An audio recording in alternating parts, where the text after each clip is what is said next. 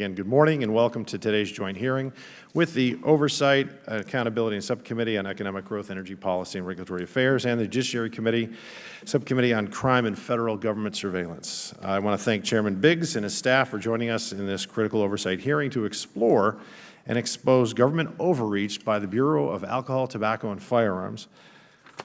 The Second Amendment to the United States Constitution plainly states, quote, "The right of the people to keep and bear arms shall not be infringed." Shall not be infringed. Four key and critical words.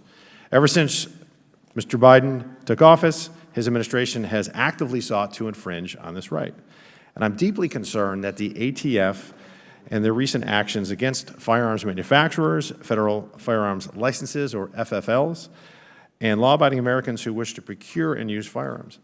Under the Biden administration, the ATF has been weaponized against gun owners and Americans who wish to acquire firearms in numerous ways in recent years.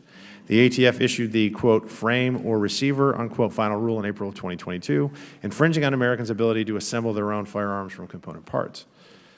More recently, the ATF issued a file rule at the end of January of 2023 that will have an effective impact of criminalizing the possession of stabilizing braces in most instances, even though those braces were lawful to possess for over a decade by the ATF's own guidance. These braces were originally designed to assist disabled veterans who were physically unable to utilize traditional pistols for self-defense or to enjoy recreational firearms activity. The Congressional Research Service estimates that, now get this, approximately 40 million of these devices are already in circulation.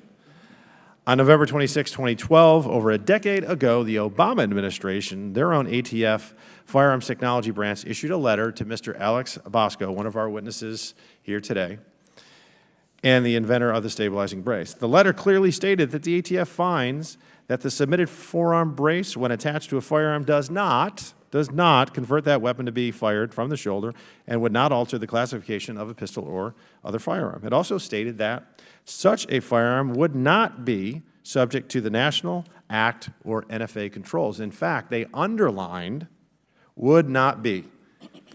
It's underlined in the letter. Millions of people acquired stabilizing braces relying on the ATF's determination, and they did it in good faith, made over a decade ago under the Obama administration, that these ingenious devices were perfectly legal and did not convert a firearm into a short-barrel rifle subject to NFA controls. Now, anyone who has a stabilizing brace will be committing a crime after May 31st of this year unless they permanently remove and dispose of the stabilizing brace, turn in their firearm to a local ATF office, destroy the firearm, or try to obtain an NFA registration through a Byzantine process that includes marking the firearm so it can be traced.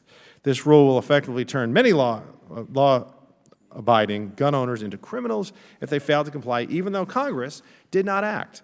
We didn't pass any new criminal laws or penalties related to stabilizing braces. We had unelected bureaucrats create a rule. It's not the way this should work. In addition to these overreaching regulations, the ATF has abused its enforcement authority at the direction of President Biden and other gun control advocates who simply don't care about the Second Amendment and, by extension, our Constitution, or the proper role of government.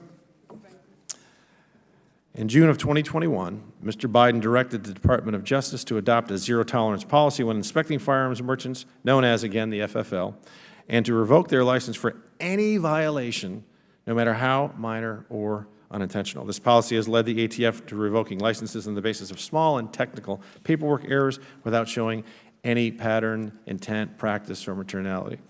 Revocations have skyrocketed in 2022 alone. The ATF revoked 90 licenses, more than any other year in 2006. So at the end of the day, unfortunately, the actions taken by the ATF have clearly demonstrated that the agency has changed its focus from those who commit crime to law-abiding Americans who wish to exercise their constitutional rights. Instead of going after actual criminals, the ATF, by changing the rules without any input from Congress, is trying to turn law-abiding citizens into criminals. It's unacceptable, it's unfair, and quite frankly, it's unconstitutional. This hearing will examine how the Biden administration's ATF has engaged in a host of practices to chip away at your constitutional rights. I want to thank the witnesses for appearing today and look forward to their testimony. I now yield to Chairman Biggs.